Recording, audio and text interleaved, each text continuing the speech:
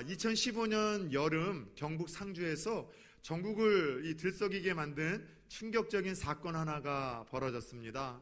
83세 할머니 한 분이 사이다에 농약을 타서 마을 회관 이 냉장고에 그거를 비치해 두었는데, 그 농약탄 사이다를 마신 할머니들 중 2분이 돌아가셨고 3분이 중태에 빠지는 충격적인 일이 벌어졌어요. 범인을 잡고 보니까 그 마을에 사는 이 60년 지기의 83세 할머니셨는데, 평상시처럼 마을 회관에 모여서 이 할머니들끼리 화투놀이를 좀 하신 것 같습니다. 근데 그날따라 조금 뭔가 의견이 맞지 않아서 다툼이 일어났고, 결국 싸움 끝에 원한을 품고 홧김에 분노를 조절하지 못하고서 저지른 일이 이 자기 60년 이상 함께 동고동락을 하며 친하게 지내왔던 친구 2을 죽이고 3을 중태에 빠뜨리는 충격적인 이 일을 벌이게 만들었던 것이죠. 여러분, 가까운 그것도 마을에서 60년 동안 정말 친한 사람들 사이에 벌어진 일이라 더욱더 충격적이었었습니다. 가까운 사이에 어떻게 이런 일이 일어날 수 있느냐고 많은 사람들이 묻습니다. 그러나 우리는요, 이런 일들이 너무나 쉽게 반복되고 벌어지는 것이 우리가 사는 세상이라는 것에 대해서 우리는 공감할 수밖에 없습니다. 그런데 저는 이 끔찍한 안타까운 사건의 이야기를 듣고, 이런 일들이 세상에서만 벌어지는 것일까? 혹시 하나님을 믿고 섬기는 교회에서도 누구보다도 가깝고 친했던 사람들 중에 뜻하지 않은 갈등과 싸움으로 인하여 돌이킬 수 없는 치명적인 결과로 치닫게 되는 일들이 교회에서도 벌어지고 있지는 않은가, 그런 생각을 한번 해보게 되었습니다. 안타깝게도 오늘 함께 읽었었던 본문에는 좀 그런 이야기가 나옵니다. 아주 오랜 세월 동안 누구보다도 가까웠던 2 사람이 사소한 의견 충돌로 인하여 다투고 결국 결별하게 된 안타까운 이야기가 함께 읽은 본문에 등장을 합니다. 지난주 말씀 기억하십니까? 그 건강하고 평안하던 안디옥 교회가 분열의 위기 가운데 놓여 있었었죠. 예루살렘에서 내려온 잘못된 교사들이 이 구원 교리에 대해서 잘못 가르쳤어요.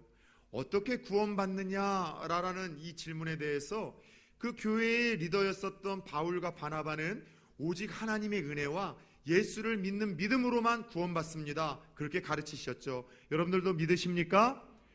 그런데 이 사도 바울과 바나바가 선교 여행을 통해서 교회를 비운 사이에 예루살렘에서 온 이 거짓 교사들이 이 예수만 믿어서는 안 된다, 율법을 행해야 되고 십계명도 지켜야 되고 할례를 받아야지만 구원받을 수 있다라고 가르쳐서 믿음이 연약했던 순진한 예루살렘에서 온 그 이로 인하여 안디옥 교회의 성도들이 사도 바울을 따르는 자들과 거짓 교사를 따르는 자들 사이에서 이 다툼과 분열이 일어나 이 교회에 큰 위기가 있었습니다.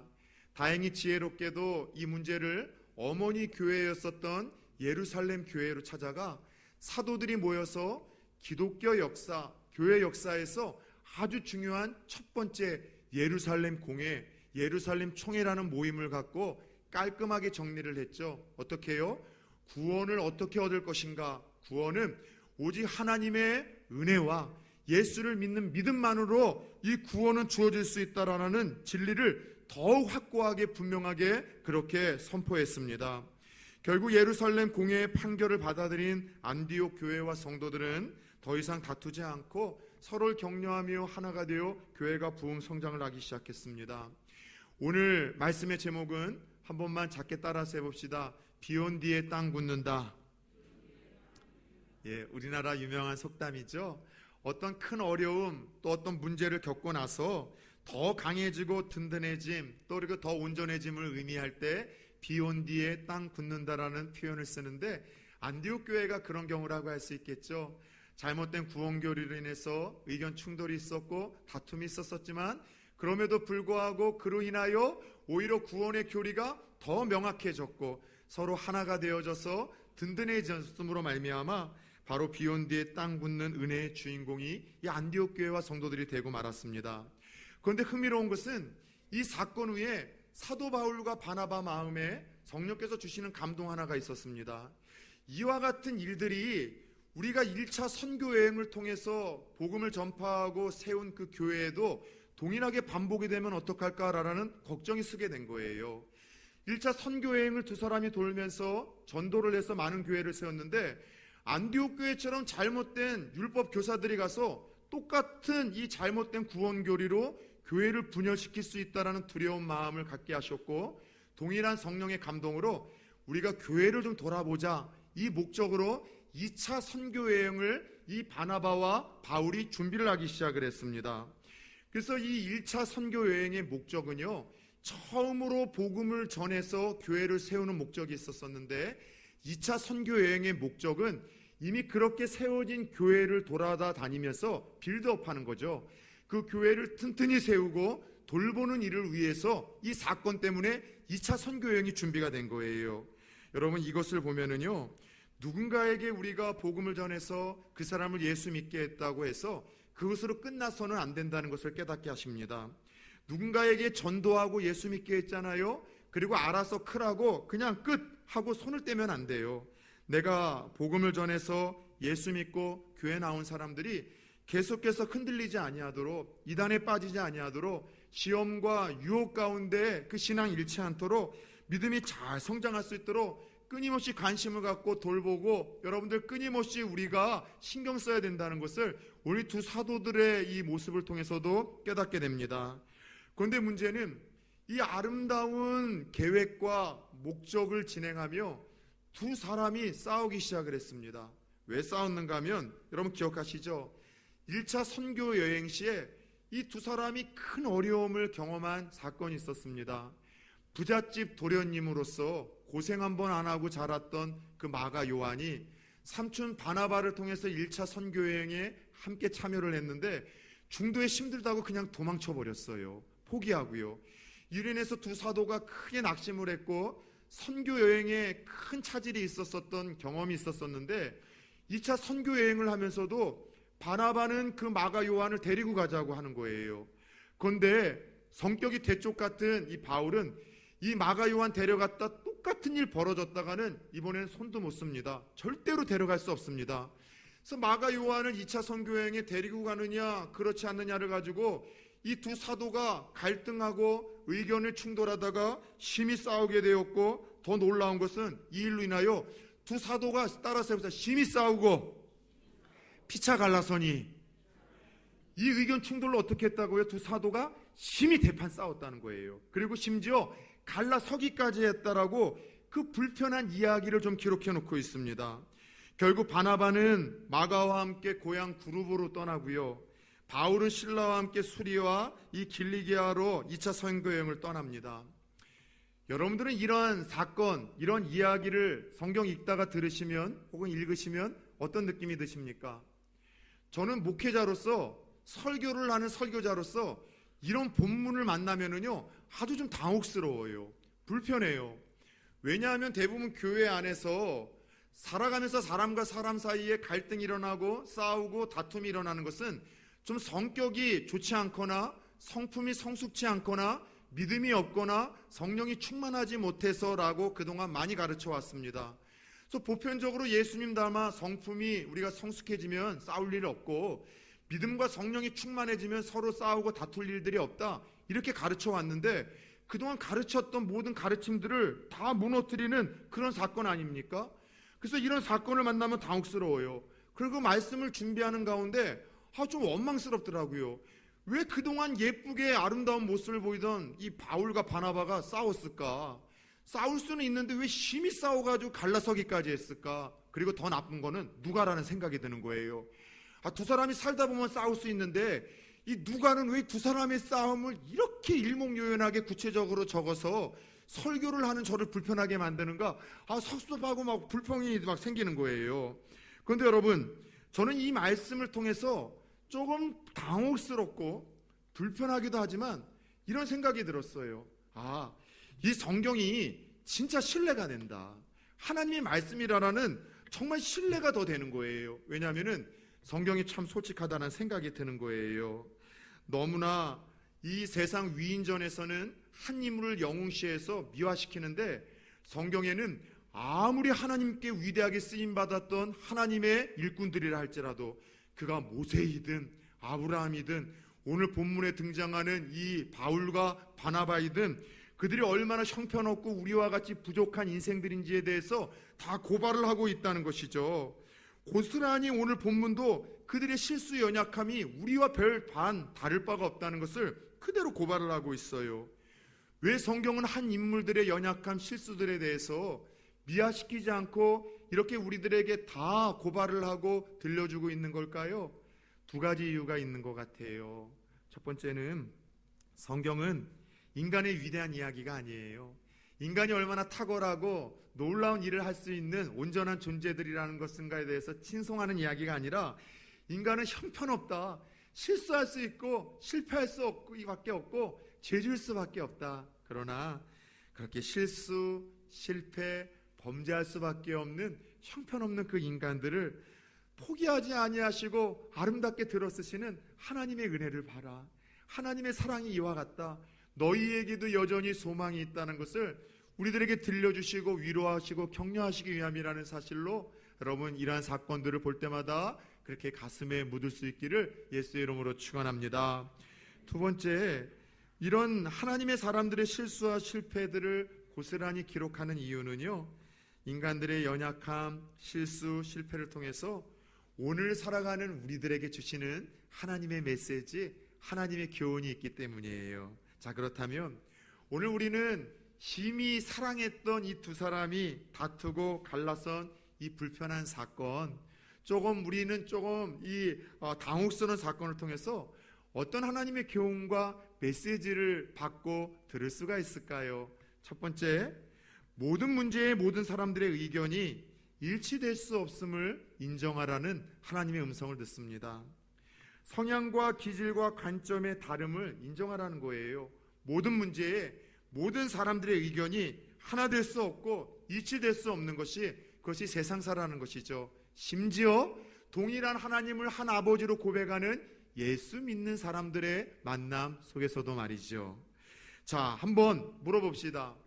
오늘 이 싸움의 다툼의 주인공이었던 두 사람, 냉철하고 객관적인 자리에서 살펴보면 어떤 사람들이었습니까? 바나바, 바울, 적어도 사도행전에서 그들을 언급할 때마다 항상 붙는 아름다운 수식어가 있었어요. 바나바를 향해서는 따라서 해봅시다. 착한 사람이요. 성품이 정말 온유한 사람이래요. 예수님 닮은 사람처럼 착한 사람이에요.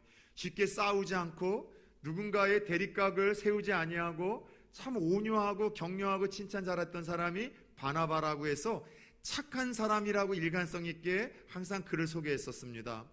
사울은 어떻습니까? 바울은 믿음과 성령이 충만한 사람이라고 항상 그렇게 소개를 했어요. 한마디로 이 두 사람은 성품이 괜찮았던 착한 사람들, 믿음과 성령까지도 충만했던 교회 리더들이었었어요. 게다가 두 사람의 관계를 기억하십니까? 여러분, 바울이 예수 만나고 예루살렘 교회에 와서 사도들과 교제하고 싶을 때 아무도 바울을 받아주지 않았어요. 저거 스파이 뻔하다. 그때 하나님의 마음으로 바울에게, 왕따 당하던 바울에게 먼저 다가가 손을 내밀고 교제의 악수를 청했던 사람이 누구였었습니까? 바나바였었어요. 바울이 고향 다소로 들어가서 그렇게 여러분들 초야에 묻혀 살 때 그를 다시 데리고 와서 함께 성경 공부를 하며 위대한 기독교 역사의 무대에 세웠던 사람이 누구였었습니까? 안디옥 교회 첫 번째 목회자였었던 바로 이 바나바 선생이었었습니다. 1차 선교 여행 때 얼마나 많은 어려움이 있었습니까? 죽을 고비를 넘겼었잖아요. 여러분, 전우애라는 거 아세요? 하나의 목표에 어떠한 적을 두고 같이 고생을 하고 같이 죽을 뻔한 어떠한 이 위기를 경험해 본 사람들은 더 끈끈해지고 친해지고 하나가 되는 법이에요. 바울과 바나바가 그런 사이였었어요. 그런데 이 두 사람이 착한 데다가 믿음과 성령도 충만하고 더 나아가 아주 오랜 아름다운 추억을 하나님의 나라를 위해서 죽을 고생을 하며 나눴던 두 사람이 다른 일이 아니에요. 선교라는 옳은 일을 위해서, 교회를 세우려고 하는 선한 일을 위해서 하나님이 기뻐하시는 일을 준비하면서 의견 차이로 인해서 지금 심히 다투고 있는 것을 우리가 보게 되더라는 것이죠. 우리의 고정관념 하나를 깨트리는 것 아닙니까? 우리는 이런 고정관념이 있어요. 착한 사람은 싸우지 않는다. 교회에서도 믿음 좋은 목사와 장로와 권사님들, 성령이 충만한 사람들은 절대로 싸워서는 안 된다. 항상 이런 고정관념을 가지고 있습니다. 착한 사람들, 믿음과 성령이 충만한 교회 리더들은 싸워서는 안 되죠. 하나님께서도 할 수 있거든 더불어 화목하라고 말씀을 하셨습니다. 그런데 오늘 성경을 보세요. 착한 사람도, 믿음과 성령이 충만한 사람도 교회 안에서 옳은 일, 좋은 일, 하나님이 허락하신 아름다운 일을 준비하면서도, 따라서 해봅시다, 얼마든지 다툴 수 있다. 오늘 사건을 통해서 우리에게 말씀하시는 거 아니에요? 믿음이 좋아도 성령이 충만해도 싸울 수 있어요.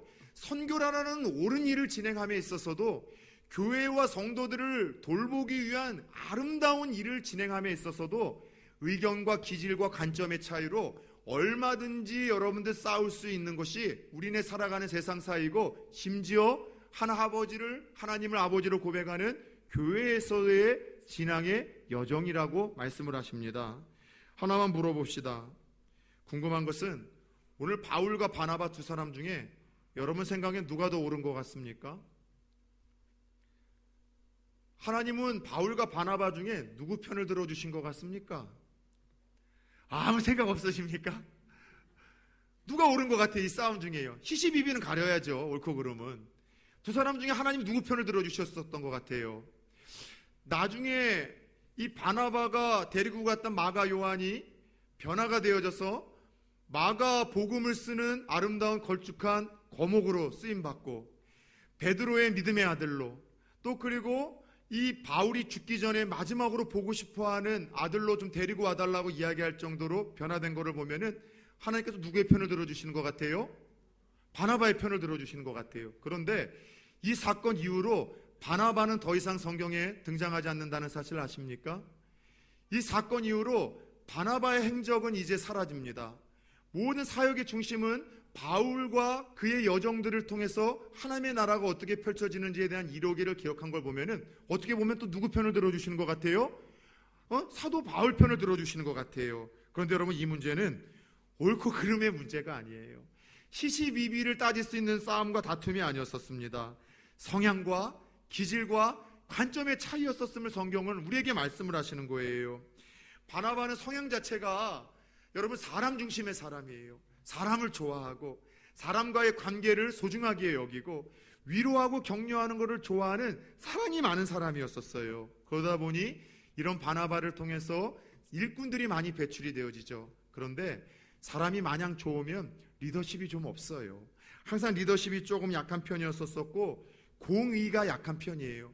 무조건 옳고 좋고 사랑으로 덮다 보니까, 무조건 여러분들이 다 끌어안다 보니까 공과 사가 구분되어야 되는데 그 공의에 대해서는 연약함이 그의 장점에도 불구하고 있을 수밖에 없었다는 것이죠. 반면에 바울은 어떻습니까? 대쪽 같은 사람이에요. 주도적인 성향이었었습니다.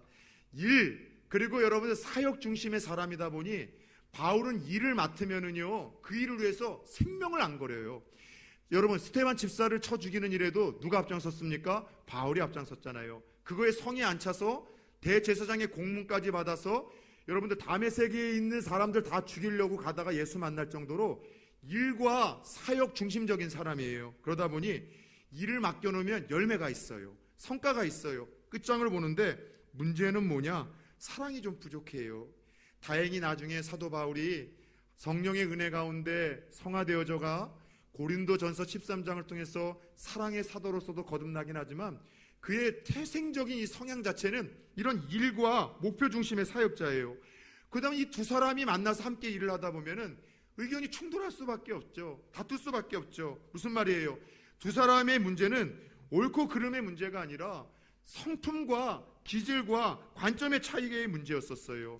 마찬가지로 오늘날 교회 안에서도 사랑하는 사람들끼리 함께 예배를 어떻게 드려야 될 것인가, 어떻게 봉사해야 될 것인가, 어떻게 다른 성도들을 섬겨야 될 것인가라는 아주 옳고 좋은 일들을 함께 준비하면서도 얼마든지 다툴 수 있는 것이 우리 교회 공동체의 여러분들, 이것이 민낯이에요.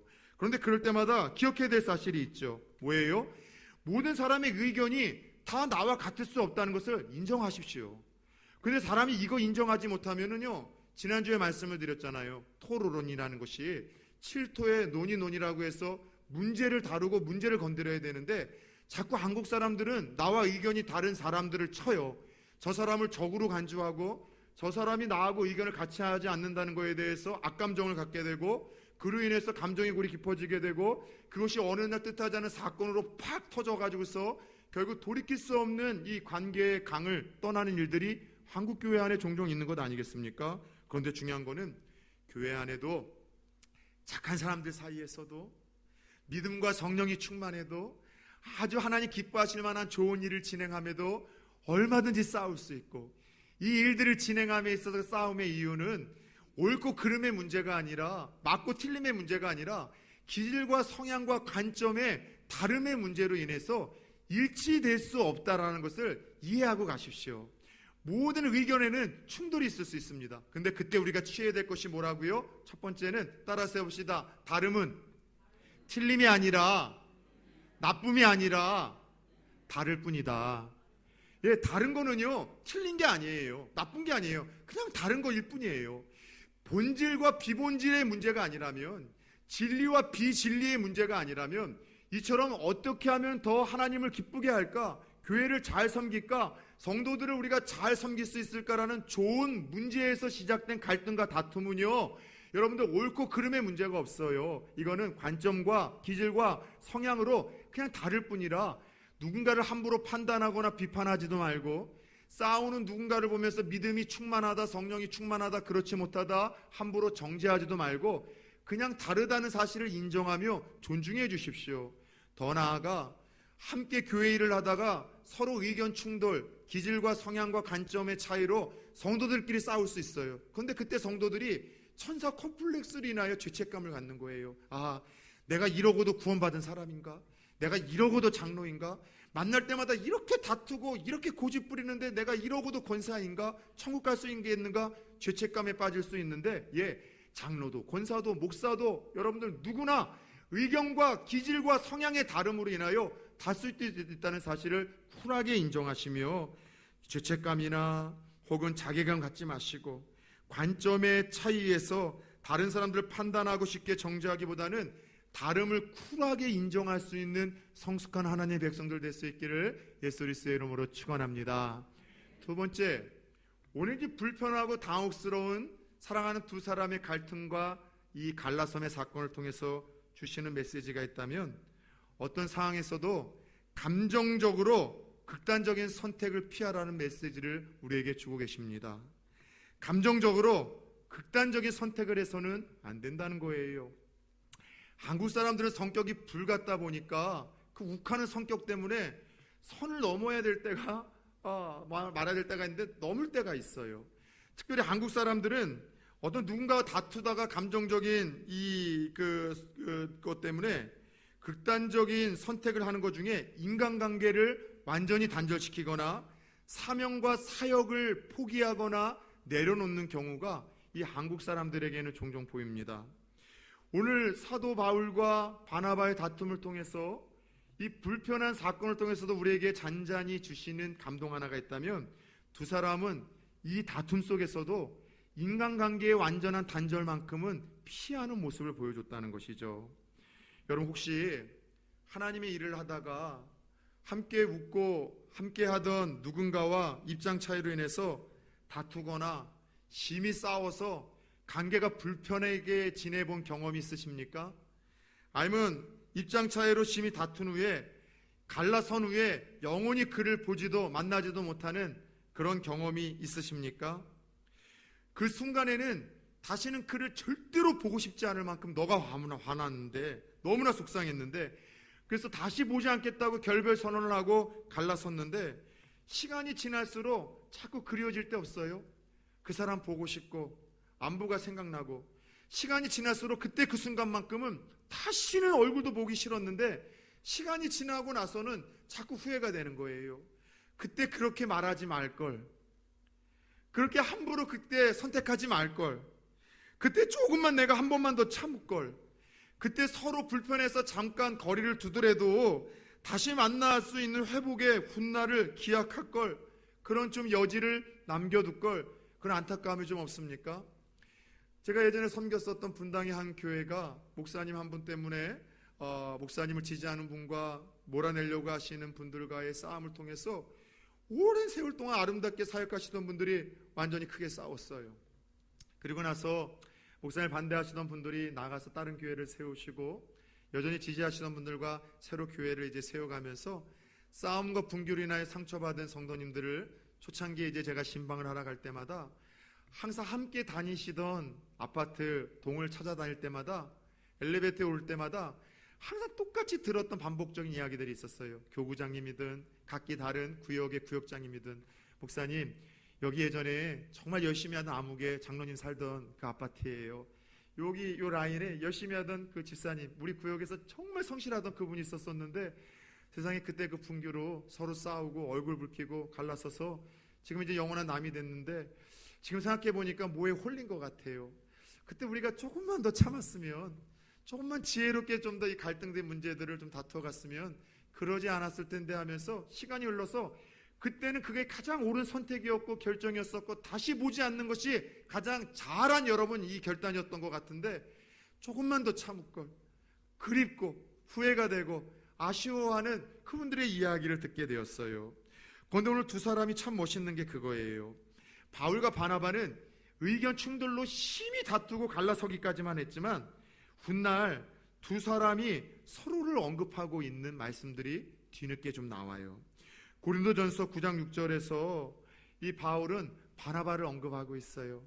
그가 자신과 함께 일을 하면서 자비로 선교를 하던 아름다운 사역자임을 고백을 하고 있고, 빌레몬서 2장 4절에서는 이 바울이 바나바를 통해서 나의 동역자, 나의 피부치 혈족과 같은 특별한 하나님의 형제라는 뜻이에요. 그렇게 고백을 해요. 뭘 우리가 유추해 볼 수 있습니까? 비록 두 사람이 성경에서는 싸우고 갈라선 것으로 기록되고 끝이었지만 그 후로 두 사람의 관계 자체가 완전히 단절된 것이 아니라 시간이 흘러가면서 서로 노력했다는 것을 우리가 알 수 있는 대목 아니겠습니까? 여러분 기억하셔야 돼요. 성향, 기질, 관점의 차이로 다투고 갈라설 때가 있지만, 그러나 여러분 적이 아니라는 사실을 기억하십시오. 적이 아니잖아요. 하나님 나라의 동역자이잖아요. 여러분들 하나님 나라 가게 되면은 천국에서 다 보게 되잖아요. 더 나아가 천국에서가 아니라, 오늘 그 전에 바울과 바나바처럼 그 둘이 다시 만나고 서로를 애틋하게 하며 그때를 그리워했던 것처럼, 바울이 바나바와 더 사랑에 깊이 빠졌던 것처럼 그렇게 우리도 다시 만날 수 있기 때문에 여러분 다투고 갈라선다 할지라도 적이 아니기에 함부로 저주해서는 안 돼요. 인간관계를 단절까지 하는 극단적인 선택을 해서는 안 됩니다. 잠시 잠깐의 거리를 두기 위해서 헤어지다 할지라도 따라서 합시다. 축복하며 갈라서라. 축복하며 갈라서야 돼요. 이게 얼마나 어렵고 힘든 일인지 알아요. 순간의 그 감정은요, 죽이고 싶은 것도 참을 만큼 믿거든요. 그러나 그로 인해서 인간관계 자체를 단절해버리면은요, 평생 후회를 해요. 내 주위에 좋은 사람들 하나도 머물지 않습니다. 천국에서 우리가 만나야 될 것이고, 그 전에 바나바와 바울이 그랬던 것처럼 다시 만날 때 민망하지 않으려면, 웃으며 만날 수 있다라면 훗날을 기약하며 뒷문을 열어놓고 여지를 남겨놓아야 되기 때문에 극단적인 관계를 여러분 단절해서는 안 되더라는 것이죠.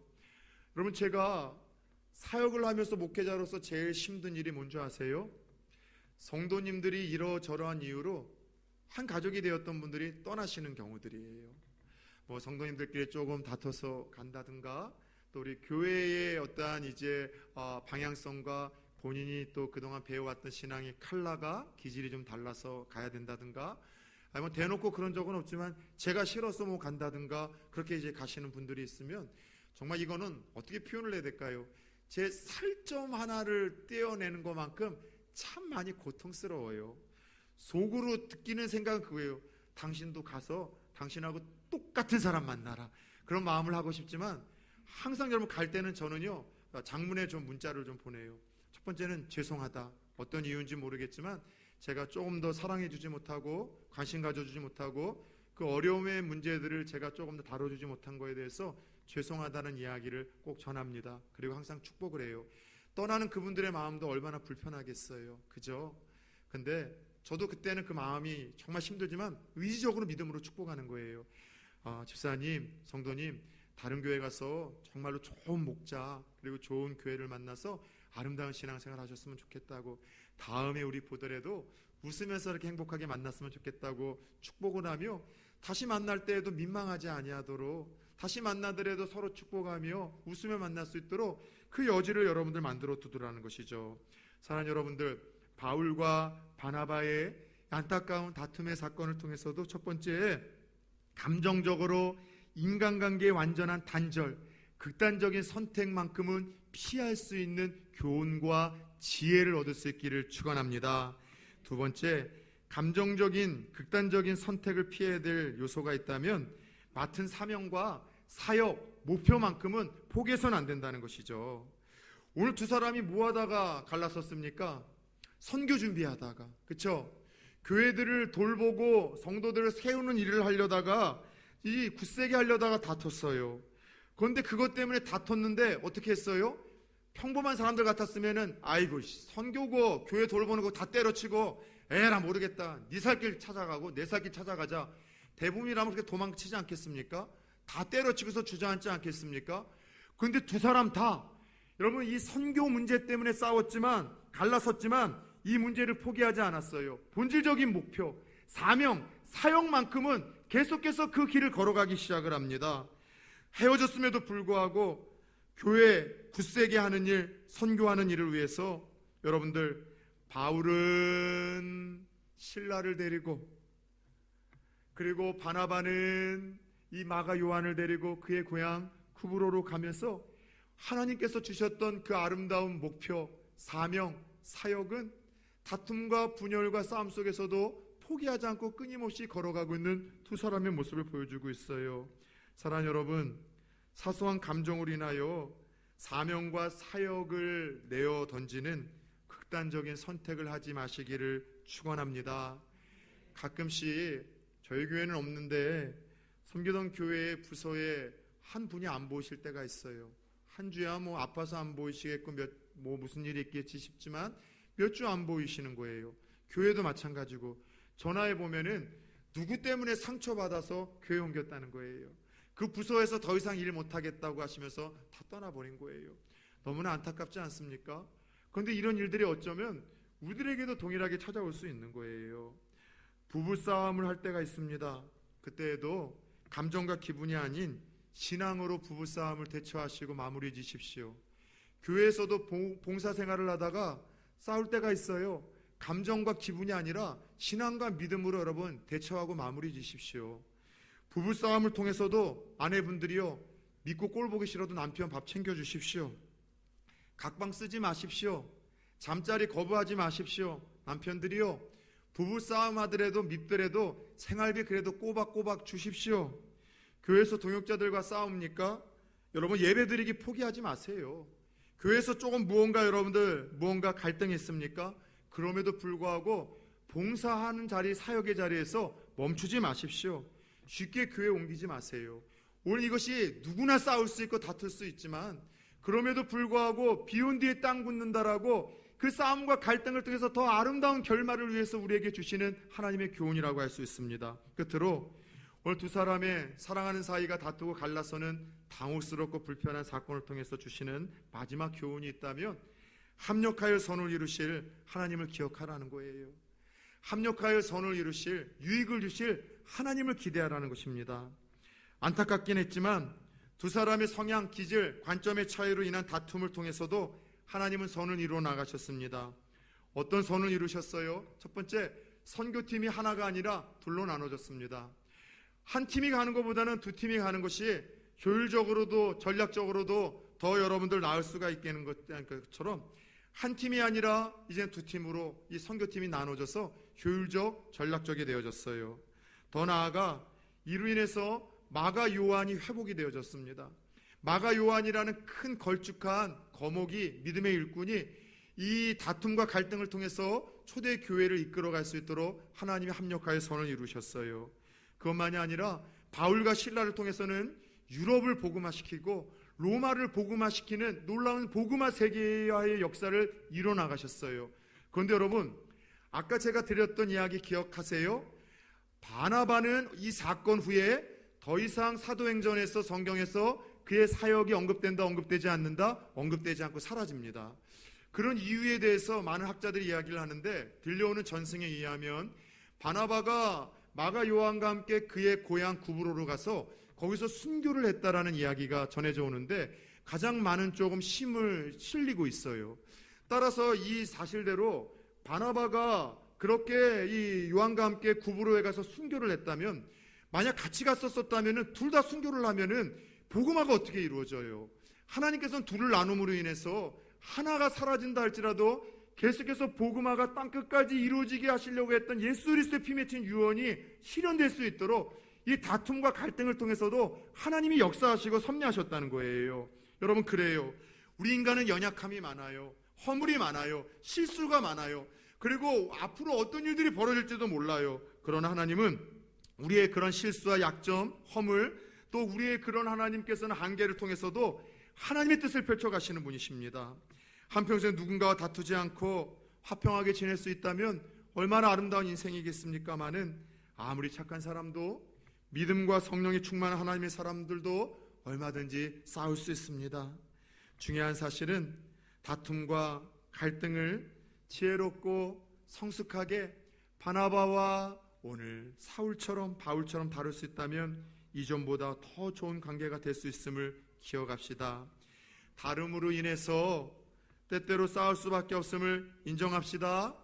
나와 다른 것은 나쁜 거나 틀린 것이 아니라 그저 다를 뿐이라는 사실을 쿨하게 받아들입시다.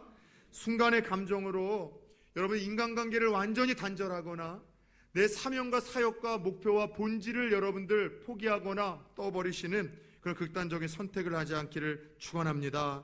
더 나아가 하나님 우리의 연약한 실수와 연약함까지도 사용하시어 선을 이루시는 분이라는 사실을 기억하며, 누군가와 다투고 혹시 지금 죄책감, 자괴감, 후회감에 빠졌다면 그럼에도 불구하고 그것을 통해서도 하나님은 나를 성숙시키시고 나를 다듬어 가실 것이고 내 상대도 그렇게 가실 것을 기대하며 나아갑시다. 수요일날 나오셨던 분들에게 제가 그 예화를 한번 들려드린 기억이 있습니다. 늘 성도들끼리 싸움만 하는 교회가 있었습니다. 서로 성도들끼리 치고받다가 싸우다가 안 되면은 목사님에게 이제 원망 불평을 해서 목사님을 쉽게 쫓아내는 그런 교회였었어요. 목사가 새롭게 오면은 동네 사람들이 내기를 할 정도입니다. 요번에 온 목사가 얼마나 버티냐 서로. 그리고 어느 날 이 교회에 역시 다툼 가운데 목사님이 나갔고 새로운 목사님이 오셨는데 제법 오랫동안 교회가 조용하고 목사님이 계속해서 나가지 않고 교회를 지키더래요. 마을 사람들이 이상하게 여기던 가운데 동네 슈퍼 아주머니가 그 교회 집사가 그 슈퍼에 왔을 때 이렇게 물어봤대요. 교회가 요즘에는 별일이 없는가 봐요? 무슨 일 없는가 봐요? 조용하네요 라고 물었더니만 집사님이 웃으면서 그러더래요. 목사님 한 분이 잘 오셔서 그렇습니다. 그리고 목사님의 설교가 좋아서 그렇습니다.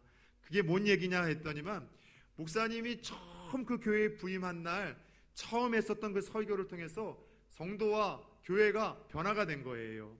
처음에 어떤 설교를 했는가 하면 그 목사님도 그 교회의 소문을 다 듣고 오신 거예요. 교회가 서로 싸워서 갈등과 분열이 있어 마을 사람들에게 덕이 되지 아니하고 더 이상 이 교회가 존립 자체가 가능할까 싶을 정도로 위기였었다는 걸 알았지만 하나님 주신 그 감동의 마음으로 그 목사님이 부임을 하신 겁니다.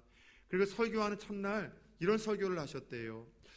제가 강단에서 성도님들을 보니 이 교회에는 양과 같은 성도가 한 명도 없네요.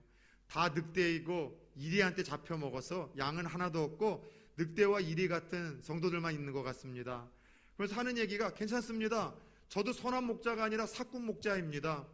요즘 같은 세상에 선한 예수님 닮은 목사가 어디 있습니까? 저도 사꾼 목사이니 사꾼 목사와 늑대 이리가 만났으니 우리 서로 잘 만난 겁니다. 그러니 앞으로 사꾼 목사인 제가 실수하걸랑 아이고 저 목사 사꾼이라서 그럴 줄 알았다 이렇게 넘어가 주시고, 조금 예쁜 모습이 있걸라 어쭈 사꾼 목자인데도 제법이네 그렇게 저를 예쁘게 봐주십시오. 저도 여러분이 끊임없이 변화되지 않고 성숙하지 못한 모습을 보게 되면은 아이고 늑대인이 그럴 수 있지, 그래서 여러분들 쿨하게 받아들이겠습니다. 여러분이 조금이라도 제가 온 후에 변화가 되걸랑 늑대의 일이 치고서는 어쭈 제법인데 여러분에게 더 큰 기대를 갖겠습니다. 그 후로 교회가 조금씩 변화된 거예요. 성도님들이 목사의 이 모습을 보면서 불평하다가도 막 누군가가 불평하면 한 사람이 그러는 거예요. 그래도 사꾼 목자 치고서는 저 정도면 괜찮다. 사꾼이니까 괜찮아. 성도들끼리 서로 싸우다가도 불평하다가도 아이고 늑대니까 저 장로 그렇지, 저 집사 저 권사 저 성도 그렇지, 서로에 대해서 민감한 것이 아니라 쿨하게 다름을 인정해주고 받아들이기 시작했고, 어느 날서부터 이 교회에는 늑대와 양이 아니라 늑대와 이리가 아니라 양으로 가득한 성도들, 그리고 사꾼 목자가 아니라 정말 예수님 닮아가는 좋은 목사가 되어서 평안하고 동네 아름다운 소문과 복음의 영향을 끼치는 좋은 교회가 되었다는 이야기를 들었어요. 사랑하는 여러분, 갈등과 다툼조차도 믿음의 사람들에게는 유익한 줄 믿습니다. 비 안 오고 맑은 날만 햇볕만 쬐면은요 황량해져요. 황폐해집니다. 사막이 됩니다. 그러나 비가 오지만 그 비를 가지고서 잘 우리가 여러분들 활용을 하면은 그 비는 오히려 우리를 땅을 더 굳게 하고 생명력을 충만하게 한다는 이 사실을 기억하며 오늘 주신 말씀을 통해서 사랑하는 이들과 심히 다투고 갈라서야 되는 위기 속에서도 여러분들 믿음을 발휘할 수 있는 성도님들 다 되어질 수 있기를 예수 그리스도의 이름으로 축원합니다.